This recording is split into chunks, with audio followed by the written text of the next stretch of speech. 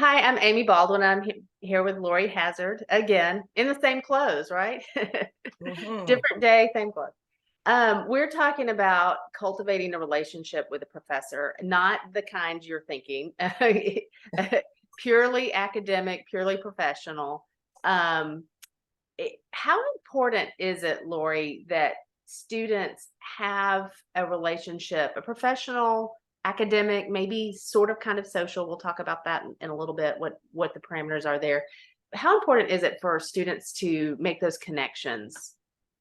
The immediate thing that comes to mind is there's probably going to be a time when students might have to ask a professor to write a letter of recommendation, Hmm. either for graduate school or for scholarships or to study abroad or a recommendation for a job reference.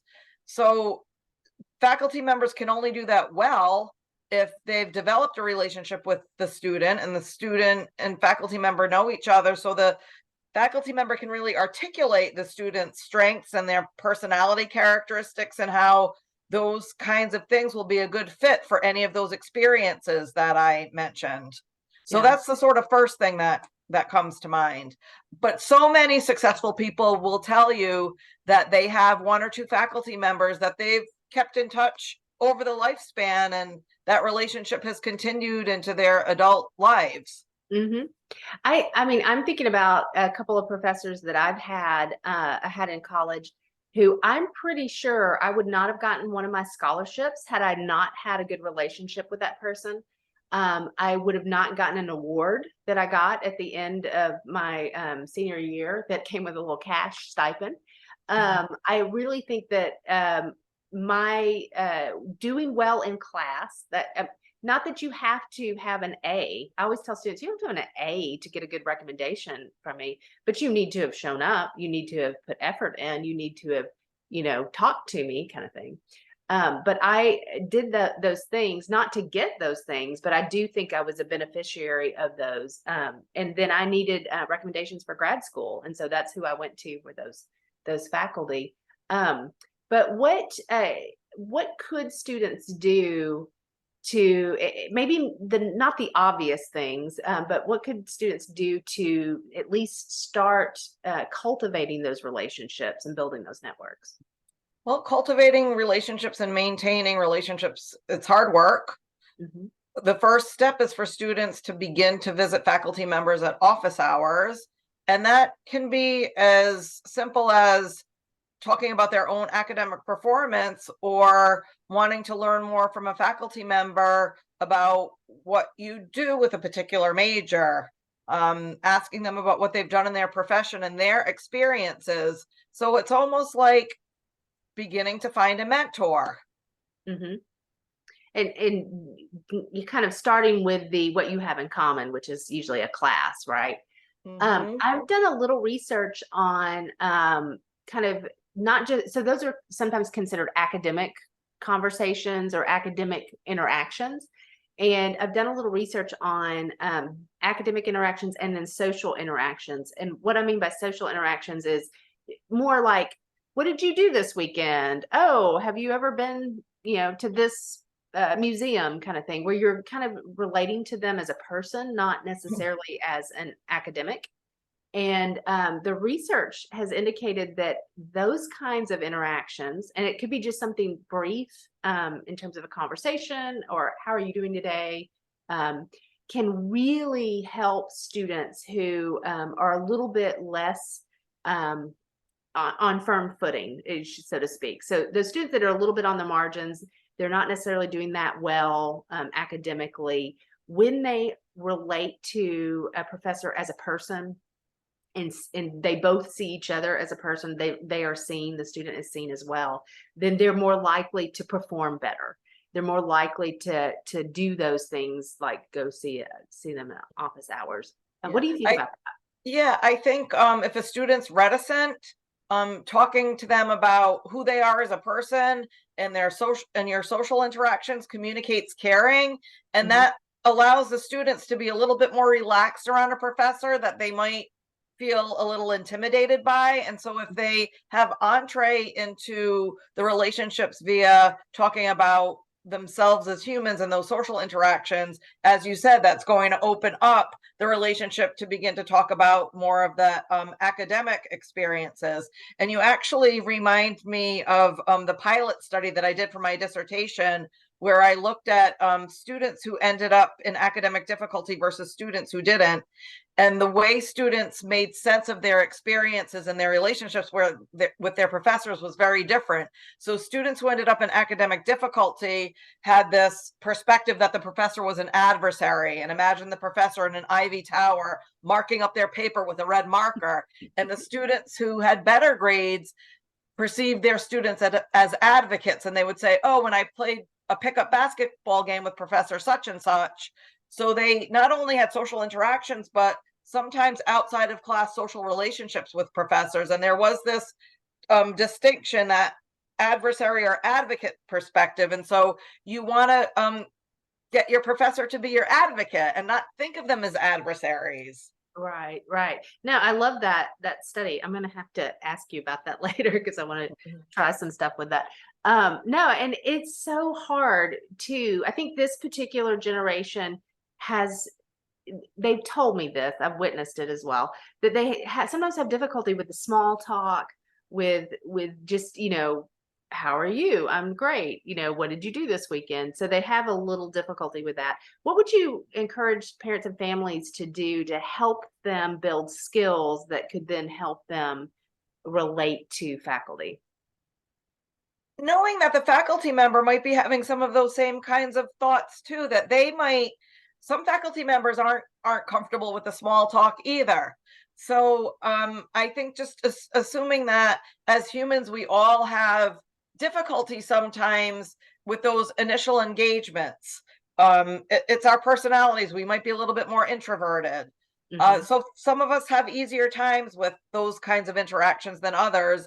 And that applies to faculty members, family members, adults, as well as emergent adults. So I think students need to know that. I think students also need to know that many faculty members see it as their role to interact with students in those kinds of ways. And faculty members don't want to sit in their office hours by themselves, looking at their watch, waiting for students to come in. They're excited and anxious to support students, and they want students to come in. They're passionate about their subject matter. So they want to talk to students about their subject matter and share their passions with the students. Yeah. So kind of helping students to relax a little bit about that. We're all in this human family together. And encourage your students to have those conversations. And I think role plays go a long way. They can feel a little bit awkward, but many times I'll say to students, all right, practice walking into an office and what would you say to Professor X or Y? And then giving them like kind of some verbal cues to start off the conversation. And you made me think too, show some curiosity. I try to be curious about my students. How, what did you do this weekend? What are you feeling? I do a lot of that. I do it one-on-one. I also do it in a larger group. The one-on-one usually works better. The larger group just stare at me sometimes. But what did you do? Sometimes I will share what I did. Oh, I went hiking this weekend. Got sunburned or something like that. But just showing a little bit of curiosity and can help with cultivating that relationship and asking sincerely, how are you? I have a student, I just realized when you were talking, he asks me, because I'll say, how are y'all doing? And I'll get grumble, they're always tired. And then he goes, well, I want to know how you're doing today. And I just realized when you were talking, like, I think he's sincere, because there's sometimes I think he's just being cute and parroting back. But I'll answer him. I'm like, I'm doing great today. Today's Tuesday and I'm excited for this week or something. But I just realized, he's probably trying to cultivate a relationship with me as well. So I need to probably be a little bit better about, being more authentic with him. So I was going to say too, that you talked about long-term relationships with faculty.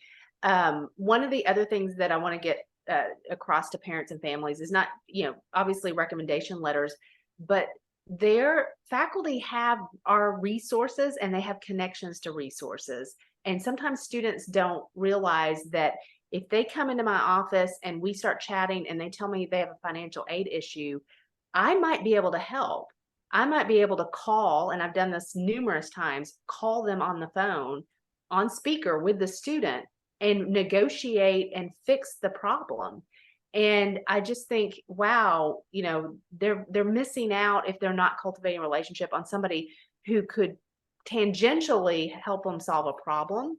Yeah, it's the network, right? Yeah, Helping students network and connect. And I often I had that reflection this week that I can't tell you how many times I've connected people with each other. That doctoral student who I was talking to about first generation college issues, and I said, I know somebody that I can connect you with, and I connected her with yeah, you.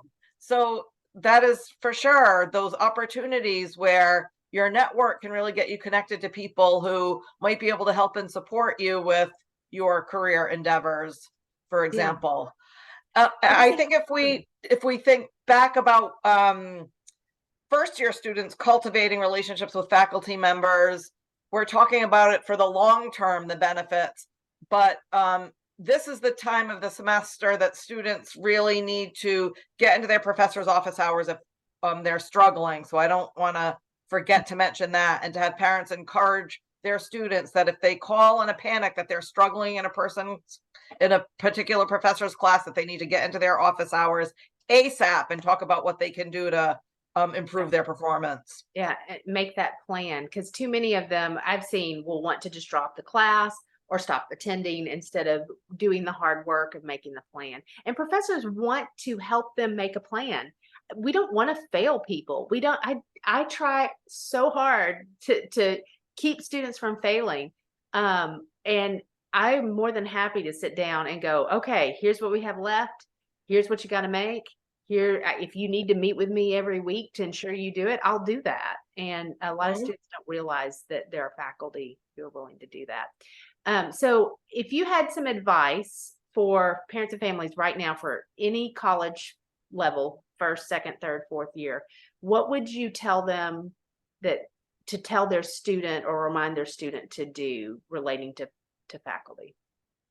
To be mindful, to start cultivating that relationship in their first year, to be intentional about it, and to understand that faculty are people too, and the faculty members are eager and anxious to share their expertise, offer their support, and mentor students. That's the role.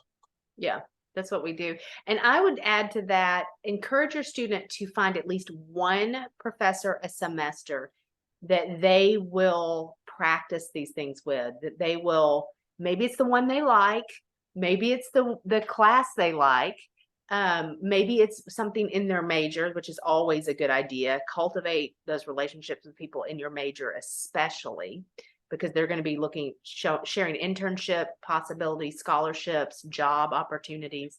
But choose one. Just choose one if you don't have anybody, and do that every semester. Choose another one. And then by the time you're finished, if you started as a first year, you'll have eight. You'll have eight Yeah. people. Yeah, that's really good, concrete, actionable advice, Yeah. We try to right? do that here. Yeah, yeah. All right. Thank you.